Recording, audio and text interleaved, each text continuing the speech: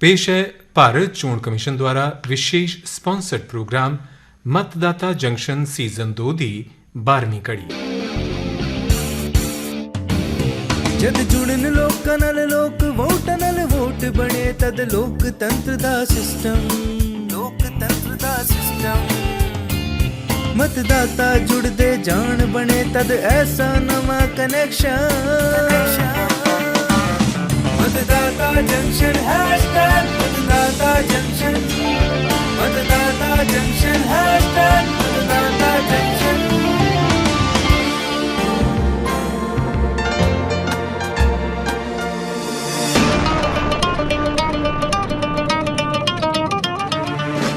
दोस्तों, आम चुनाव आ रहे हैं।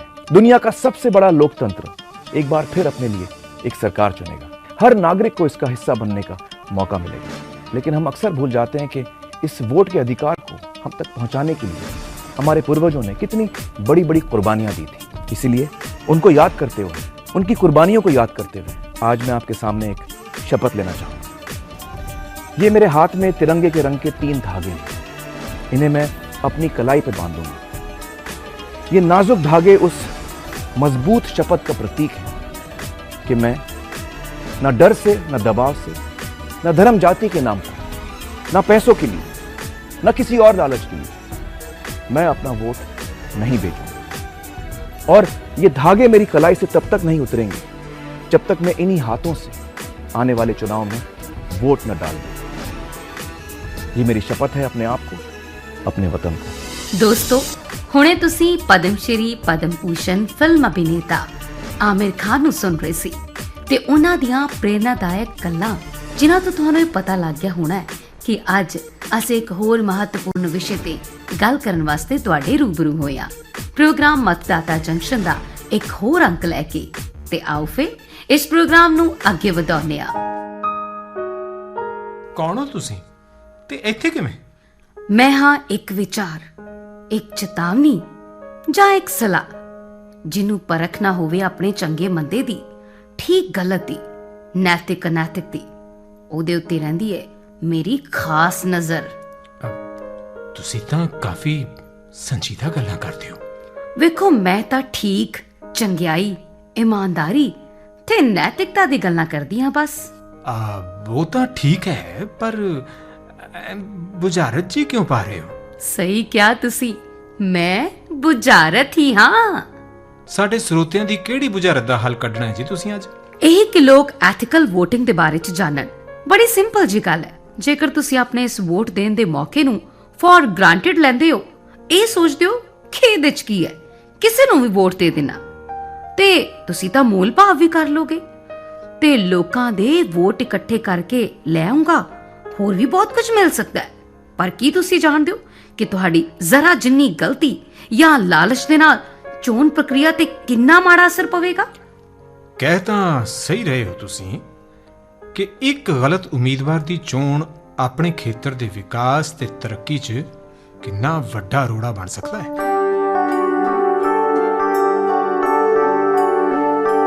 ਮੰਮੀ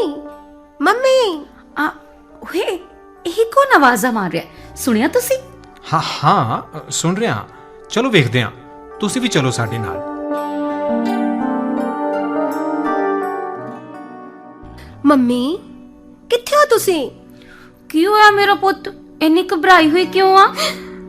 ਮੰਮੀ, ਮੇਰਾ ਦੋਸਤ ਹੈ ਨਾ ਅਮਰ, ਉਹਨੇ ਮੈਨੂੰ ਪਰੇਸ਼ਾਨ ਕਰ ਰੱਖਿਆ ਹੈ। ਓਹੋ, बेचारा 2-4 ਨੋਟਸ ਮੰਗ ਲੈ ਜਾਂਦਾ, ਬਸ ਇਸੇ ਗੱਲੋਂ ਪਰੇਸ਼ਾਨ ਹੋ ਜਾਂਦੀ ਹੈ ਤੂੰ। ਨੋਟਸ ਤੱਕ ਤਾਂ ਠੀਕ ਹੈ ਮੰਮੀ, ਹੁਣ ਤਾਂ ਮੈਨੂੰ ਨੋਟ ਦੇਣ ਦੀ ਕੋਸ਼ਿਸ਼ ਕਰ ਰਿਹਾ ਹੋ।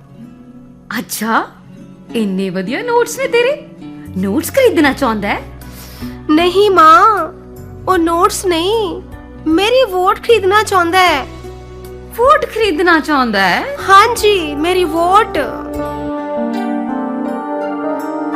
ਤੁਸੀਂ ਸਾਰੇ ਬਾਹਰ ਹੀ ਰੁਕੋ, ਮੈਂ ਮਿੰਨੀ ਨੂੰ ਲੈ ਕੇ ਆਉਣਾ, ਫਿਰ ਉਸ ਨੂੰ ਲੈ ਕੇ ਅਗਲੇ ਘਰ ਚੱਲਾਂਗੇ। ਨਮਸਤੇ ਆਂਟੀ ਜੀ। ਨਮਸਤੇ ਬੇਟਾ, ਬੈਠੋ। ਨਹੀਂ ਆਂਟੀ ਜੀ, ਬੈਠਣ ਦਾ ਟਾਈਮ ਨਹੀਂ ਹੈ। ਦਰਅਸਲ ਮੇਰੇ ਵੱਡੇ ਭਾਜੀ ਇਲੈਕਸ਼ਨ ਵਿੱਚ ਖੜੇ ਹੋਏ ਨੇ, ਤਾਂ ਕੈਂਪਿੰਗ ਵਿੱਚ ਬਹੁਤ ਹੀ ਬਿਜ਼ੀ ਆ। You know so much responsibilities on my shoulder. ਬਸ ਇਲੈਕਸ਼ਨ ਜਿੱਤ ਜਾਣ ਤਾਂ ਆਰਾਮ ਨਾਲ ਬੈਠ ਕੇ ਤੁਹਾਡੇ ਨਾਲ ਚਾਹ ਪੀਵਾਂਗਾ। ਜ਼ਰੂਰ ਬੇਟਾ। ਆਂਟੀ ਜੀ ਤੁਸੀਂ ਵੀ ਤੇ ਮਿੰਨੀ ਤੂੰ ਵੀ ਯਾਦ ਰੱਖੀ, ਮੇਰੇ ਭਾਜੀ ਨੂੰ ਹੀ ਵੋਟ ਪਾਣੀ ਹੈ। ਅਸੀਂ ਤਾਂ ਦੋਸਤ ਵੀ ਆ ਤੇ ਸਾਡੀ ਤਾਂ ਜ਼ਾਤ ਵੀ ਇੱਕੋ ਹੀ ਹੈ। ਵੇਖ ਅਮਰ, ਮੈਂ ਪਹਿਲੀ ਵਾਰ ਵੋਟ ਪਾਉਣੀ ਹੈ ਅਤੇ ਮੈਂ ਆਪਣੀ ਵੋਟ ਬਹੁਤ ਸੋਚ ਸਮਝ ਕੇ ਪਾਉਣੀ ਚਾਹੁੰਦੀ ਹਾਂ। ਮੇਰੇ ਭਾਜੀ ਬਾਰੇ ਜੋ ਪੁੱਛਣਾ ਹੈ ਤੂੰ ਮੈਨੂੰ ਪੁੱਛ ਸਕਦੀ ਹੈ। ਨਹੀਂ ਬੇਟਾ ਅਮਰ, ਤੁਸੀਂ ਇੱਥੇ ਗਲਤ ਹੋ।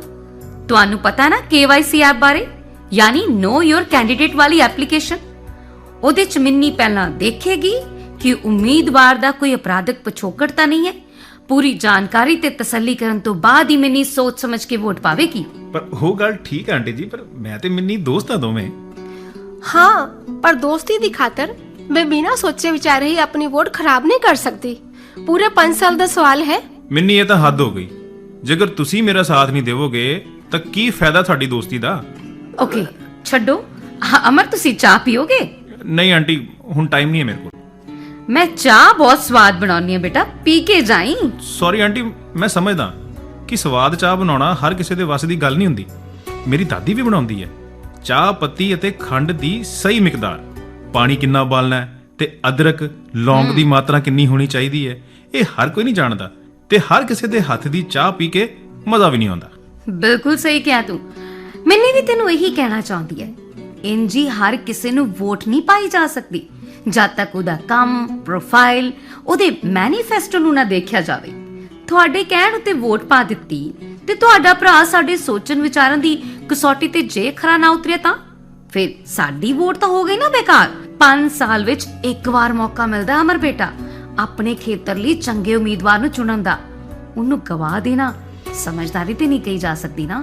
ਆਂਟੀ ਉਸ ਵਿੱਚ ਤੁਸੀਂ ਕਿਉਂ ਟੈਨਸ਼ਨ ਲੈ ਰਹੇ ਹੋ? ਭਾਜੀ ਜਿੱਤ ਗਏ ਤਾਂ ਫਿਰ ਤਾਂ ਤੁਸੀਂ ਪਰਸਨਲੀ ਅਪਰੋਚ ਕਰ ਸਕਦੇ ਹੋ। ਉਸ ਵਿੱਚ ਕੀ ਮੁਸ਼ਕਿਲ ਹੈ? ਕਿਉਂ ਮਿੰਨੀ? ਅਤੇ ਬਾਕੀ ਲੋਕ ਕਿੱਥੇ ਜਾਣਗੇ ਜਿਨ੍ਹਾਂ ਨਾਲੇ ਤੁਹਾਡੀ ਭਾਜੀ ਦੀ ਜਾਣ ਪਛਾਣ ਨਹੀਂ ਹੈ? ਇਸ ਤਰ੍ਹਾਂ ਆਪਣੇ ਇਲਾਕੇ ਦੀਆਂ ਸਮੱਸਿਆਵਾਂ ਦੂਰ ਹੋ ਜਾਣਗੀਆਂ। ਮਿੰਨੀ ਤੂੰ ਉਹਨਾਂ ਦੀ ਗੱਲ ਛੱਡ, ਆਂਟੀ ਜੀ ਸਮਝਾਓ ਇਹਨੂੰ ਕੁਝ। ਬੇਟਾ ਮੈਂ ਤਾਂ ਤੈਨੂੰ ਸਮਝਾਉਣਾ ਚਾਹੁੰਦੀ ਆ, ਵੋਟਿੰਗ ਦੇ ਐਥਿਕਸ ਹੁੰਦੇ ਨੇ, ਉਹਨਾਂ ਨੂੰ ਤਾਂ ਤੂੰ ਬਿਲਕੁਲ ਹੀ ਅੱਖੋਂ ਪਰੋਖੇ ਕਰ ਦਿੱਤਾ ਹੈ। ਤੂੰ ਸਾਨੂੰ ਬੇਨਤੀ ਕਰ ਸਕਦਾ ਹੈ ਕਿ ਮੇਰੇ ਭਰਾ ਨੂੰ ਵੋਟ ਦੇਣ ਦੀ ਗੱਲ ਤੇ ਵਿਚਾਰ ਕਰਿਓ, ਪਰ ਮੈਂ ਸੁਣਿਆ ਤੁਸੀਂ ਤਾਂ ਬੱਚਿਆਂ ਨੂੰ ਫਿਲਮ, ਐਗਜ਼ਾਮ 'ਚ ਚੀਟਿੰਗ ਤੇ ਪਾਰਟੀ ਦਾ ਲਾਲਚ ਦੇ ਰਹੇ ਹੋ। ਇਹ ਵੀ ਸੁਣਿਆ ਮੈਂ ਕਿ ਕਾਲਜ ਦੇ ਪੀਐਨ ਅੰਕਲ ਨੂੰ ਤੁਸੀਂ ਨੌਕਰੀ ਪੱਕੀ ਕਰਾਉਣ ਦਾ ਵਚਨ ਕੀਤਾ ਹੈ ਨਾ ਮਿੰਨੀ? ਹਾਂਜੀ ਮੰਮਾ। ਇੰਨੀ ਸਸਤੀ ਹੁੰਦੀ ਹੈ ਸਾਡੀ ਵੋਟ ਜੋ ਖਾਣ ਪੀਣ ਦੇ ਲਾਲਚ ਨਾਲ ਵਿਕ ਜਾਏਗੀ? ਆਂਟੀ ਜੀ ਮੈਂ ਤੇ ਮਿੰਨੀ ਦੋਸਤ ਆਣਾ ਤੇ ਮੇਰੇ ਦੋਸਤ ਹੋਣ ਦੇ ਨਾਤੇ ਇੰਨਾ ਕੰਮ ਨਹੀਂ ਕਰ ਸਕਦੀ ਮੇਰਾ? ਨਹੀਂ, ਮਿੰਨੀ ਇਹ ਕੰਮ ਕਦੇ ਵੀ ਨਹੀਂ ਕਰੇਗੀ। ਉਹ ਮੇਰੀ ਬੇਟੀ ਹੈ ਤੇ ਜੇ ਇੰਜ ਤੂੰ ਹੋਰਾਂ ਨੂੰ ਲਾਲਚ ਦੇ ਦਬਾਅ 'ਚ ਲਿਆਉਣ ਦੀ ਕੋਸ਼ਿਸ਼ ਕਰੇਗਾ ਨਾ ਤਾਂ ਸਾਡੇ ਫੋਨ ਦੇ ਵਿੱਚ ਸੀ ਵਿਜਲ ਐਪ ਹੈ। ਮੈਂ ਤੁਹਾਡੀ ਇਹ ਵੀਡੀਓ ਤੇ ਗੱਲਬਾਤ ਉਹਦੇ ਤੇ ਪਾ ਵੀ ਸਕਦੀ ਆ। ਜੇ ਤੁਸੀਂ ਕਿਸੇ ਨੂੰ ਵੀ ਪ੍ਰਭਾਵਿਤ ਕਰਨ ਦੀ ਕੋਸ਼ਿਸ਼ ਕੀਤੀ ਤਾਂ ਸੀ ਵਿਜਲ ਐਪ ਉੱਤੇ ਜਾਣਕਾਰੀ ਭੇਜ ਦਵਾਂਗੀ। ਆਪਣੇ ਇਹੋ ਜਿਹੇ ਕੰਮਾਂ ਨੂੰ ਰੋਕ ਲਓ ਤੁਸੀਂ, ਨਹੀਂ ਤਾਂ ਤੁਹਾਡੇ ਤੇ ਸਖਤ ਕਾਰਵਾਈ ਹੋਏਗੀ। ਹੱਦ ਹੈ, ਕਿਸੇ ਨੂੰ ਕਹਿ ਰਹੇ ਹੋ ਭਰਾ ਹੈ ਮੇਰਾ, ਕਿਸੇ ਨੂੰ ਕਹਿ ਰਹੇ ਹੋ ਇੱਕ ਜਾਤ ਆ, ਤੇ ਵੋਟ ਦੇਣਾ ਬਣਦਾ ਹੈ ਨਾ। ਆਪਣੇ ਹੀ ਆਪਣਿਆਂ ਦੇ ਕੰਮ ਨਹੀਂ ਆਣਗੇ ਤਾਂ ਕੌਣ ਕੰਮ ਆਏਗਾ? ਇਹੋ ਜਿਹੇ ਗੱਲਾਂ ਕੌਣ ਕਰਦਾ? ਸਾਡੀ ਮਰਜ਼ੀ ਹੈ, ਅਸੀਂ ਵੋਟ ਸੋਚ ਵਿਚਾਰ ਕੇ ਦੇਵਾਂਗੇ। ਤੁਸੀਂ ਕੌਣ ਹੁੰਦੇ ਹੋ ਮੇਰੀ ਬੇਟੀ ਨੂੰ ਵਰਗਲਾਉਣ ਵਾਲੇ? ਤੇ ਜੇ ਇਹ ਗੱਲ ਹੈ ਤੁਸੀਂ ਮੇਰੇ ਭਰਾ ਨੂੰ ਵੋਟ ਨਹੀਂ ਪਾਣੀ ਤਾਂ ਮੇਰੀ ਤਾਂ ਮਿੰਨੀ ਦੀ ਦੋਸਤੀ ਅੱਜ ਤੋਂ ਖਤਮ। ਠੀਕ ਹੈ ਬੇਟਾ, ਤੁਸੀਂ ਜਾ ਸਕਦੇ ਹੋ।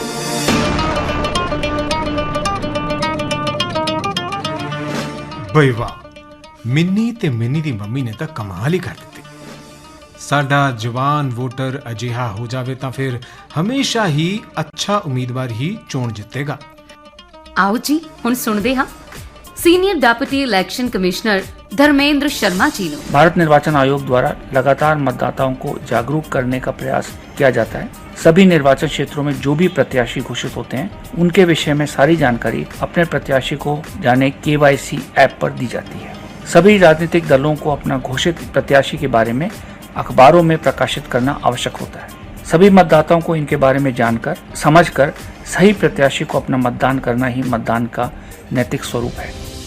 ते ये भी सुनो कि डीएम नवी दिल्ली संतोष राय जी की कह रहे हैं। जो हमारा एक स्वीप कार्यक्रम होता है वो भी कहीं ना कहीं एथिकल वोटर से जुड़ा हुआ है। हम चाहते हैं स्वीप के माध्यम से वोटर को हम जागरूक करना चाहते हैं ताकि वोटर अवेयर रहे सारे प्रोविजंस के बारे में। एक समय था जबकि मसल पावर्स का भी यूज होता था, बूथ कैप्चरिंग होती थी, बोगस वोटिंग होती थी, लेकिन आज वो एक इतिहास बन चुका है। लेकिन अभी भी जो मनी पावर है एक बहुत बड़ा चैलेंज है ACI के सामने। हमारे पास जितने भी लॉ एनफोर्समेंट एजेंसी है जैसे रेवेन्यू इंटेलिजेंस हो गया, GST होता है, दिल्ली पुलिस होता है, उसकी भी एक कमेटी बनी हुई है जो हमारे इंटेलिजेंस इनपुट प्रदान करती है और ये देखती है कि कोई भी कैंडिडेट या पार्टी के द्वारा अवैध तरीके से पैसों का वितरण तो नहीं किया जा रहा। और हम कोशिश करते हैं कि कहीं पैसे का ट्रांजैक्शन नहीं हो, कोई लिखकर हो गया या और कोई ऐसा गिफ्ट जिसको हम ल्योर करने के लिए मतदाताओं का इस्तेमाल कर सकते हैं, उस पर भी निगरानी रखने का हम लोग काम करते हैं और कोशिश करते हैं कि हम एथिकल वोटिंग को हम सफल बनाएं। दोस्तों ਅਸੀਂ सुनिया डीएम नवी दिल्ली संतोष रॉय जी हो।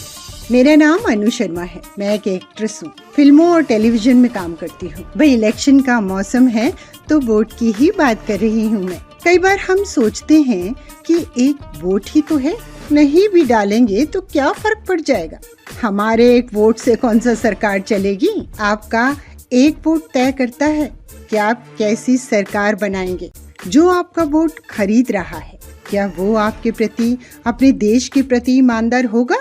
तो ना ईमान बेचिए और ना ही अपना अनमोल वोट। ਤਾਂ ਕੀ ਕਹਿੰਦੇ ਹੋ ਬੁਝਾਰਤ ਜੀ, ਚਲਦੇ ਚਲਦੇ ਹੋ ਜਾਵੇ ਇੱਕ ਸਵਾਲ। ਬਿਲਕੁਲ, ਤਾਂ ਅੱਜ ਦਾ ਸਵਾਲ ਹੈ, ਜੇਕਰ ਕੋਈ ਅਨੁਚਿਤ ਦਬਾਅ ਪਾ ਕੇ ਜਾਂ ਲਾਲਚ ਦੇ ਕੇ ਤੁਹਾਡੇ ਕੋਲੋਂ ਵੋਟ ਮੰਗੇ ਤਾਂ ਤੁਸੀਂ ਕਿਸ ਮੋਬਾਈਲ ਐਪ ਉੱਤੇ ਇਸ ਦੀ ਜਾਣਕਾਰੀ ਦਿਵੋਗੇ। Option A voter helpline app, option B KYC app, option C vigil app. ਤੁਸੀਂ ਆਪਣੇ ਜਵਾਬ ਸਾਡੇ WhatsApp ਨੰਬਰ 9990 31950 ਉੱਤੇ ਅਗਲੇ ਬੁੱਧਵਾਰ ਤੱਕ ਜ਼ਰੂਰ ਭੇਜ ਦੇਣਾ ਅਤੇ ਆਪਣਾ ਨਾਮ, ਪੂਰਾ ਪਤਾ, ਪਿੰਨ ਕੋਡ ਤੇ ਫੋਨ ਨੰਬਰ ਜ਼ਰੂਰ ਲਿਖਣਾ। ਜੇਤੂ ਦਾ ਨਾਮ ਮਤਦਾਤਾ ਜੰਕਸ਼ਨ ਦੇ ਅਗਲੇ ਐਪੀਸੋਡ ਦੇ ਵਿੱਚ ਅਨਾਉਂਸ ਕੀਤਾ ਜਾਏਗਾ। ਭਾਰਤੀ ਚੋਣ ਕਮਿਸ਼ਨ ਵੱਲੋਂ ਜੇਤੂ ਨੂੰ ਪ੍ਰਮਾਣ ਪੱਤਰ ਤੇ ਇਨਾਮ ਉਹਨਾਂ ਦੇ ਦਿੱਤੇ ਗਏ ਪਤੇ ਉੱਤੇ ਪਹੁੰਚਾ ਦਿੱਤਾ ਜਾਵੇਗਾ। ਤੇ ਪਿਛਲੇ ਐਪੀਸੋਡ ਦੇ ਜੇਤੂ ਦਾ ਨਾਮ ਹੈ अनामिका P, कन्नूर डिस्ट्रिक्ट, केरला। मैं विनीता बेदी कामबीरी। शिक्षा के क्षेत्र में मुझे राष्ट्रीय व अंतर्राष्ट्रीय सम्मान प्राप्त हो चुके हैं। मैंने C-विजिल एप्लीकेशन का इस्तेमाल अभी पिछले चुनावों में किया था। एक पोलिंग बूथ पर मुझे पता चला कि कुछ लोग मतदाताओं को चोरी छुपे कुछ पैसे बांट रहे हैं। मेरे घर में जो हेल्पर है उसने मुझे इस बारे में बताया। मैंने C-विजिल ऐप के जरिए उन लोगों की कंप्लेन की और फौरन ही उनके खिलाफ इलेक्शन कमीशन की ओर से कार्रवाई की गई। ਸਹੇਲੀਓ, ਭੈਣੋ ਤੇ ਭਰਾਓ, ਉਂਝ ਸਾਨੂੰ ਕਹਿਣ ਦੀ ਲੋੜ ਤਾਂ ਨਹੀਂ ਹੈ ਕਿ ਅਸੀਂ ਆਪਣੇ ਵੋਟ ਦੇ ਮਹੱਤਵ ਨੂੰ ਸਮਝੀਏ ਤੇ ਉਸ ਨੂੰ ਹਲਕੇ 'ਚ ਕਦੀ ਨਾ ਲਈਏ। ਇੱਕ ਵੋਟ ਤੁਹਾਡੇ ਚੋਣ ਖੇਤਰ ਫਿਰ ਇੱਕ ਦੇਸ਼ ਦੀ ਕਿਸਮਤ ਤੈਅ ਕਰਦਾ ਹੈ। ਤੁਹਾਡਾ ਵੋਟ ਅਮੁੱਲ ਹੈ, ਇਹ ਯਾਦ ਰੱਖਿਓ ਤੇ ਯੋਗ ਉਮੀਦਵਾਰ ਨੂੰ ਵੋਟ ਪਾ ਕੇ ਆਪਣੇ ਵੋਟ ਦੇ ਹੱਕ ਨੂੰ ਸਾਰਥਕ ਬਣਾਓ। ਤਾਂ ਇਸ ਦੇ ਨਾਲ ਹੀ ਦਿਓ ਇਜਾਜ਼ਤ, ਮਿਲਦੇ ਹਾਂ ਫਿਰ ਇਸੇ ਸਮੇਂ ਅਗਲੇ ਸ਼ੁੱਕਰਵਾਰ ਮਤਦਾਤਾ ਜੰਕਸ਼ਨ ਉੱਤੇ ਇੱਕ ਹੋਰ ਰੋਚਕ ਵਿਸ਼ੇ ਦੇ ਨਾਲ ਹੋਏਗੀ ਉਸ ਵਿਸ਼ੇ ਤੇ ਚਰਚਾ। ਜਦ ਜੁੜਨ ਲੋਕਾਂ ਨਾਲ ਲੋਕ ਵੋਟਾਂ ਨਾਲ ਵੋਟ ਬਣੇ ਤਦ ਲੋਕਤੰਤਰ ਦਾ ਸਿਸਟਮ मतदाता जुड़ते जान बने तद ऐसा नवा कनेक्शन। मतदाता जंक्शन हैशटैग मतदाता जंक्शन, मतदाता जंक्शन हैशटैग मतदाता जंक्शन।